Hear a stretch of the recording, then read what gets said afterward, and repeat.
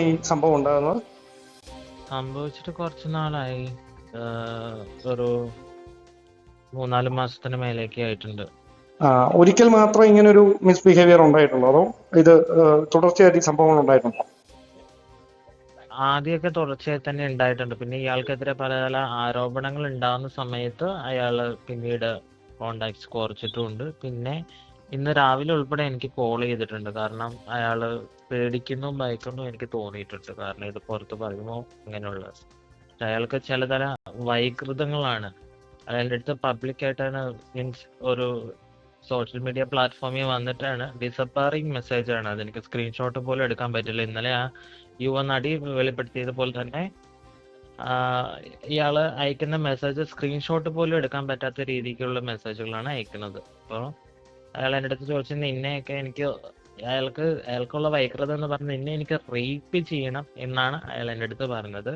അത് ഇവിടെയല്ല, നമുക്ക് കേരളത്തിന് വെളിയിലുള്ള ഏതെങ്കിലും ഹോട്ടലുകളിൽ ബാംഗ്ലൂരോ ഹൈദരാബാദോ ആണ് അയാൾ സജക്ഷൻ ചെയ്ത 2 ഹോട്ടലുകൾ.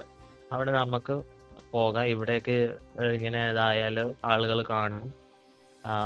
ഒന്നാമത് ഞാനും ഇങ്ങനെയൊക്കെ നിൽക്കുന്ന ആളാണ് എന്നൊക്കെ പറഞ്ഞാണ് എൻ്റെ അടുത്ത് സംസാരിച്ചത്.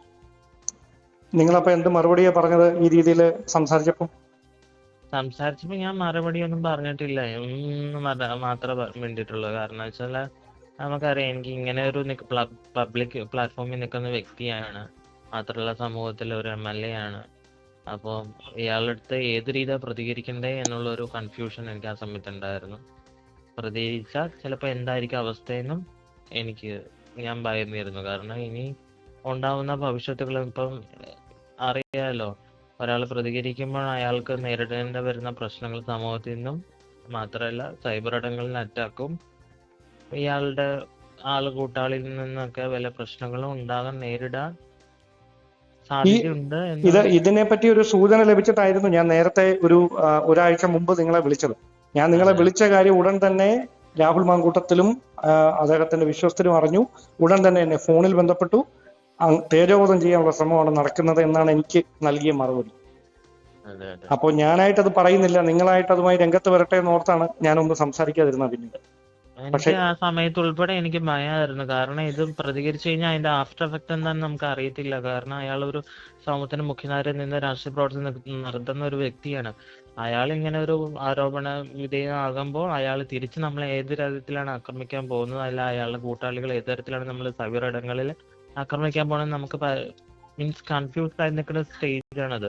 പിന്നെ എനിക്കും പേടിയുണ്ട്. ഞാനും അയാളെ ഭയന്നിരുന്നു, ഇതൊക്കെ പുറത്തു വന്നാൽ നാളെ എന്താവും ഇഷ്യൂ എന്ന്. ഞാനും ആരെങ്കിലും ഒക്കെ പുറത്ത് പറയട്ടെ എന്ന് കാത്തിരിക്കുവായിരുന്നു. നിങ്ങൾ ആരോടെങ്കിലും ഔദ്യോഗികമായി ഈ സംഭവങ്ങൾ അറിയിച്ചിട്ടുണ്ടോ?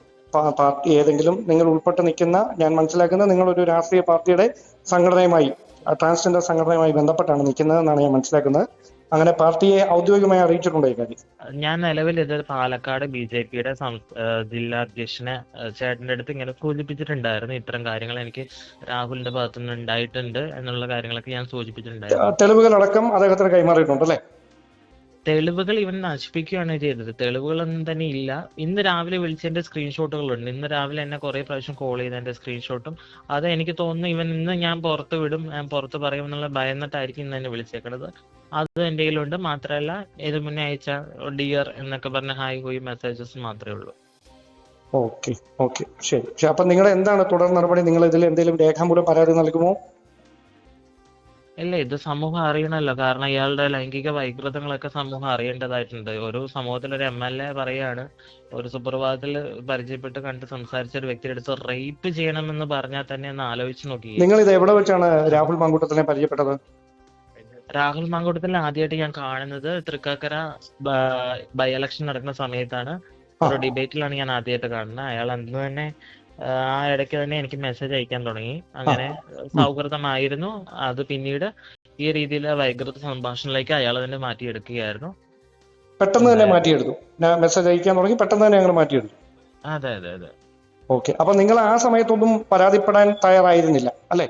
ഇല്ല, കാരണം നമ്മൾ അറിയാലോ, ഇയാളെ സമൂഹത്തിൽ ഇങ്ങനെ നിൽക്കുന്ന ഒരു വ്യക്തിയുടെ അടുത്ത് സംസാരിച്ചാൽ എന്തായോ അവസ്ഥ എന്നുള്ള ഭവിഷ്യത്തുകൾ എനിക്ക് ആഫ്റ്റർ എഫക്ട് എന്താണെന്ന് എനിക്ക് അറിയിട്ടുണ്ടായിരുന്നില്ല. അതുകൊണ്ടാണ് ഞാൻ പ്രതികരിക്കാതിരുന്നത്. പക്ഷെ ഇത് സമൂഹം അറിയണം.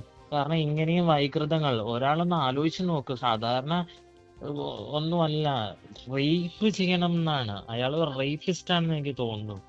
റേപ്പ് ചെയ്യണ പോലെ നിന്നെ ആ രീതിയിൽ ഉപയോഗിക്കണം എന്നാണ് എന്നോട് പറഞ്ഞത്. അത് പറയുകയായിരുന്നു, മെസ്സേജ് അയക്കുകയല്ല, പറയുകയായിരുന്നു അല്ലെ? മെസ്സേജ് അയച്ചത് അത് വോയിസ് മെസ്സേജ് ആണ്. പക്ഷെ അത് ഡിസപ്പയറിംഗ് മെസ്സേജ് ആയതുകൊണ്ട് അത് അപ്പൊ തന്നെ നമ്മളത് കേട്ട് കഴിയുമ്പോൾ തന്നെ ഓട്ടോമാറ്റിക്കലി ഡിലീറ്റ് ആവും. അതാണ് ടെലഗ്രാമിന്റെ ഒരു പോളിസി. ശരി ശരി. അപ്പൊ എന്തായാലും ധൈര്യമായിട്ട് മുമ്പോട്ട് പോകാൻ ഞങ്ങളൊക്കെ കൂടെ ഉണ്ട് കേട്ടോ. Thank you so much. Okay. കേരളത്തിന്റെ മാധ്യമപ്രവർത്തനം അങ്ങനെ തന്നെ പറയുകയാണ്, ഞാൻ രാജിവെച്ചു എന്ന്. അങ്ങനെയാണെങ്കിൽ എപ്പോ വെച്ചു, ആർക്കാണ് ഈ രാജിക്കത്ത് കൊടുത്തതെന്ന് പറഞ്ഞു കഴിഞ്ഞാൽ ബാക്കി ഞാൻ പറയാം. അപ്പൊ ഞാനെന്ത് പറയട്ടെ, എന്റെ തീരുമാനം പറയാൻ വേണ്ടിട്ടല്ലേ വിളിച്ചത്. അല്ല, ഞാൻ പറയാനുള്ളത് പറയുന്നതിന് അദ്ദേഹത്തിനുണ്ട് എന്ന് വ്യക്തമാകുന്ന തെളിവുകളാണ് ഇപ്പോൾ അവന്തിക തുറന്നു പറയുന്നത്. ടെലഗ്രാം ആണ് ഇത്തരം സംഭാഷണങ്ങൾക്ക് MLA ഉപയോഗിക്കുന്നത് എന്നത് വളരെ വ്യക്തമായിരുന്നു. നേരത്തെ പുറത്തു വന്ന തെളിവുകളിലും ടെലഗ്രാമിലേക്ക് വരാൻ ആവശ്യപ്പെടുന്നത് നമ്മൾ കണ്ടതാണ്. ഇപ്പോഴും പറയുന്നു ഡിസപ്പിയർ ആകുന്ന തരത്തിലാണ് മെസ്സേജ് അയക്കുക. വോയിസ് മെസ്സേജുകളും അങ്ങനെ തന്നെയാണ് വരുന്നത്. അതുകൊണ്ട് തന്നെ അക്കാര്യങ്ങൾ ശേഖരിക്കാൻ കഴിഞ്ഞിട്ടില്ല. പക്ഷേ കൃത്യമായും ആ തുറന്നു പറച്ചിൽ അവന്തികയുടെ ഭാഗത്തു നിന്നും ഉണ്ടാവുകയാണ്. മറ്റ് ഡിസപ്പിയറിംഗ് അല്ലാതെ അയക്കുന്ന മെസ്സേജുകളുടെ സ്ക്രീൻഷോട്ടുകളും നമ്മൾ ഇപ്പോൾ പുറത്തുവിടുകയാണ്. വളരെ ഗുരുതരമായ ആരോപണമാണ് രാഹുൽ മാങ്കൂട്ടത്തിനെതിരെ അവന്തിക ഉന്നയിക്കുന്നത്. ഇതുവരെ ആരും മുഖമില്ലാത്ത ആരോപണങ്ങളാണ്, ആരും പരാതി പറഞ്ഞിട്ടില്ല തുടങ്ങിയ ന്യായങ്ങളാണ് രാഹുൽ മാങ്കൂട്ടത്തിൽ പറഞ്ഞുകൊണ്ടിരുന്നത്. ധാർമ്മികത ഉയർത്തിപ്പിടിച്ചാണ് തന്റെ രാജി എന്ന് ന്യായീകരിക്കാനും ശ്രമിക്കുന്നുണ്ടായിരുന്നു. കൂട്ടുനിന്ന നേതാക്കളാകട്ടെ ഞങ്ങൾ ആരും രാജി ചോദിച്ചിട്ടില്ല എന്ന് പറയുകയും ചെയ്ത സ്ഥലത്താണ് ഈ പരാതി ന്യൂസ് 18 പുറത്തുവിടുന്നത്. അവന്തികയുടെ തുറന്നു പറച്ചിൽ ന്യൂസ് 18 പുറത്തുവിടുന്നത്. ഡാൻ കുര്യൻ അവന്തികയോട് സംസാരിച്ച ഡാൻ കുര്യൻ നമുക്കൊപ്പം വിശദാംശങ്ങളുമായി ചേരുകയാണ്. ഡാൻ, എവിടെ പരാതി, എവിടെ പരാതി? ഹൂ കെയേഴ്സ് എന്നായിരുന്നു കഴിഞ്ഞ തവണയെങ്കിൽ ഇന്നത്തേത് എവിടെ പരാതി, എവിടെ പരാതി എന്നുള്ള ആവർത്തിച്ചുള്ള ചോദ്യമാണ്. അതിനുള്ള മറുപടിയാണോ അവന്തികയുടെ ഈ തുറന്നു പറച്ചിൽ? കഴിഞ്ഞ ഏതാനും മാസങ്ങൾക്ക് മുമ്പാണ് തനിക്കിങ്ങനെ ദുരനുഭവം നേരിടേണ്ടി വന്നത് എന്ന് തുറന്നു പറഞ്ഞുകൊണ്ടാണ് അവന്തിക നമ്മളോട് അവന്തികയ്ക്ക് നേരിട്ട ആ ദുരനുഭവം പങ്കുവച്ചിരിക്കുന്നത്. BJPയുടെ ഒരു സംഘടനയുടെ, ട്രാൻസ് സംഘടനയുടെ ചുമതലയുള്ള നേതാവ് കൂടിയാണ് അവന്തിക. അതുകൊണ്ട് അത്ര പെട്ടെന്ന് അവന്തിക മുമ്പോട്ട് വെച്ചിരിക്കുന്ന ആക്ഷേപങ്ങൾ വെറുതെ അങ്ങ് തള്ളിക്കളയാൻ കഴിയില്ല. അല്പസമയത്തിനകം അവന്തിക തന്നെ നേരിട്ട് നമ്മളോടൊപ്പം ചേരും. അപ്പോൾ വിശദമായി എന്താണ് സംഭവിച്ചത് എന്ന കാര്യം അവന്തിക തന്നെ വ്യക്തമാക്കുകയും ചെയ്യും. തൃക്കാക്കര ഉപതെരഞ്ഞെടുപ്പ് സമയത്താണ് അവന്തികയെ രാഹുൽ മാങ്കൂട്ടത്തിൽ ആദ്യമായി കാണുകയും സംസാരിക്കുകയും ചെയ്തത്. അവിടെ ഒരു സെമിനാറിൽ പങ്കെടുക്കുന്നതിനിടെയാണ് തങ്ങൾ ആദ്യമായി കണ്ടതും പരിചയപ്പെട്ടതെന്നും അവന്തിക പറഞ്ഞു വെക്കുന്നു. അതിനുശേഷം മൊബൈൽ നമ്പർ വാങ്ങുകയും പിന്നീട് പലതവണയായി ഫോണിൽ വിളിച്ച് സംസാരിക്കാൻ ശ്രമിക്കുകയും ടെലഗ്രാമിലൂടെ അടക്കം മെസ്സേജുകൾ അയക്കുകയും ചെയ്തുവെന്നാണ് അവന്തികയുടെ ആക്ഷേപം. ഇന്ന് രാവിലെ ഈ വിവാദങ്ങൾ ഇങ്ങനെ കത്തുന്നതിനിടയിൽ ഇന്ന് രാവിലെ അവന്തികയെ 2 തവണ രാഹുൽ മാങ്കൂട്ടത്തിൽ ഫോണിൽ വിളിക്കാൻ ശ്രമിച്ചപ്പോൾ നേരിട്ട് സംസാരിക്കാമെന്ന് അവന്തിക നൽകിയ മറുപടി കൂടി, അതിൻ്റെ വാട്സാപ്പ് ചാറ്റുകൾ കൂടി, സ്ക്രീൻഷോട്ടുകൾ കൂടി ഇപ്പോൾ പുറത്തു വന്നിരിക്കുകയാണ്. അങ്ങനെയെങ്കിൽ ആരും നേരിട്ട് ഇതുവരെ പരാതി പറഞ്ഞിട്ടില്ലല്ലോ, ബാക്കിയൊക്കെ ആർക്കും ഫാബ്രിക്കേറ്റ് ചെയ്തുണ്ടാക്കാം എന്ന പ്രതിരോധം തീർത്തിരുന്ന കോൺഗ്രസിൻ്റെ യുവ MLAയുടെ എല്ലാ കുന്തമുനകളുടെയും ആരോപണങ്ങളുടെയും ആ കുന്തമുനകൾ ഒടിക്കുന്ന ഗുരുതരമായ ആക്ഷേപം ഉന്നയിച്ചുകൊണ്ടാണ് അവന്തിക എന്ന ട്രാൻസ് ആക്ടിവിസ്റ്റ് ഇപ്പോൾ രംഗത്തെത്തിയിരിക്കുന്നത്. കോൺഗ്രസ് നേതൃത്വം ഈ ആക്ഷേപങ്ങളോട് ഏത് തരത്തിൽ മറുപടി പറയും എന്നതാണ് ഇനി അറിയാനുള്ളത്. യൂത്ത് കോൺഗ്രസിൻ്റെ അധ്യക്ഷ സ്ഥാനത്ത് നിന്ന് രാജിവെച്ച് ഒഴിഞ്ഞുവെങ്കിലും MLA സ്ഥാനം ജനങ്ങൾ വിശ്വസിച്ചേൽപ്പിച്ച ഒരു വലിയ ഉത്തരവാദിത്തം, നിർണായകമായ പാലക്കാട് ഉപതെരഞ്ഞെടുപ്പിൽ ജനങ്ങൾ വിശ്വസിച്ചേൽപ്പിച്ച MLA സ്ഥാനം മൃഗീയ ഭൂരിപക്ഷത്തിൽ വിജയിപ്പിച്ച് MLA ആക്കിയ പാലക്കാടൻ ജനത അവരെ ഇനിയും അവരുടെ വിശ്വാസം നഷ്ടപ്പെടുന്ന തരത്തിൽ രാഹുലിനെ സംരക്ഷിക്കുന്ന ഒരു നിലപാട് കോൺഗ്രസ് നേതൃത്വത്തിൻ്റെ ഭാഗത്തു നിന്ന് ഉണ്ടാകാനിടയില്ല എന്ന അഭ്യൂഹങ്ങൾക്കിടെയാണ് വെളിപ്പെടുത്തലുമായി ഈ ദുരനുഭവം നേരിട്ട ഒരു ട്രാൻസ് ആക്ടിവിസ്റ്റ് തന്നെ ഇപ്പോൾ രംഗത്തെത്തിയിരിക്കുന്നത്. അങ്ങനെയെങ്കിൽ രാഹുൽ മാങ്കൂട്ടത്തിൽ കൂടുതൽ പ്രതിരോധത്തിലാകുന്ന തരത്തിലേക്ക് തുറന്നു പറച്ചിലുമായി ഇരകൾ രംഗത്തെത്തുന്ന സാഹചര്യമാണ് ഇപ്പോൾ ഉണ്ടായിക്കൊണ്ടിരിക്കുന്നത്.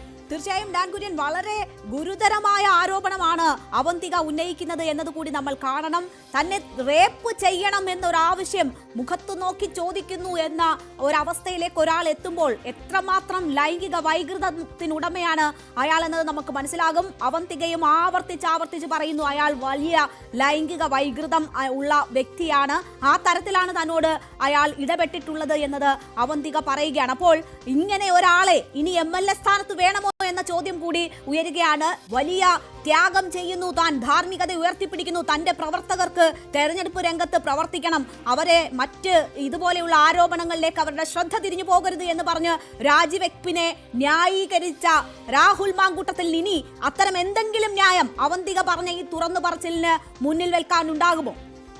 ഇങ്ങനെ ഒരു തുറന്നു പറച്ചിൽ അവന്തിക നടത്തുന്നതിന് ആഴ്ചകൾക്ക് മുമ്പ് ഇത്തരം കാര്യങ്ങൾ കോൺഗ്രസ് നേതൃത്വത്തിലുള്ള ഒരു പ്രധാനപ്പെട്ട വ്യക്തി തന്നെ എന്നോട് ആ ഫോണിലൂടെ പങ്കുവെച്ചതിൻ്റെ അടിസ്ഥാനത്തിൽ ഞാൻ അവന്തികയുടെ മറ്റൊരു സുഹൃത്ത് വഴി ഫോണിൽ സംസാരിക്കാൻ ശ്രമിച്ചിരുന്നു. പക്ഷേ ഭയചകിതയായിട്ടാണ് അവന്തിക അന്ന് എന്നോട് സംസാരിച്ചത്.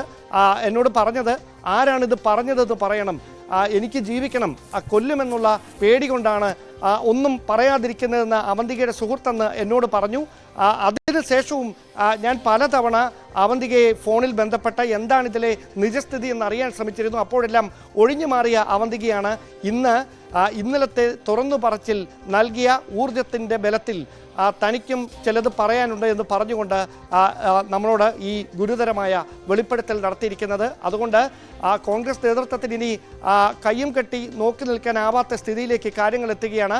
BJPയുടെ പാലക്കാട്ടെ നേതാവായ പ്രശാന്ത് ശിവൻ ഇന്നലെ രാഹുൽ മാങ്കൂട്ടത്തിലെ ഓഫീസിലേക്ക് നടത്തിയ മാർച്ചിനിടയിൽ മാധ്യമങ്ങളോട് പറഞ്ഞിരുന്നു, എനിക്ക് പലതും അറിയാം, ഞാൻ പറയില്ല എന്ന്. അത് ശരിവെക്കുന്ന തരത്തിലാണ് അവന്തികയുടെ പ്രതികരണം. അവന്തികയ്ക്ക് നേരിട്ട ദുരനുഭവവും അതിൻ്റെ തെളിവുകളും പ്രശാന്ത് ശിവനുമായി അവന്തിക പങ്കുവച്ചിട്ടുണ്ട് എന്ന് അവന്തിക തന്നെ നമ്മളോട് വെളിപ്പെടുത്തിയിരിക്കുകയാണ്. അങ്ങനെയെങ്കിൽ പ്രശാന്ത് ശിവൻ ഈ വിഷയത്തിൽ എന്ത് നിലപാടാണ് പറയാനുള്ളത്? ഈ തെളിവുകൾ, പ്രശാന്ത് ശിവന്റെ കൈവശമുള്ള തെളിവുകൾ പുറത്തുവിടുമോ എന്ന കാര്യത്തിലൊക്കെയാണ് ഇനി വ്യക്തത വരാനുള്ളത്.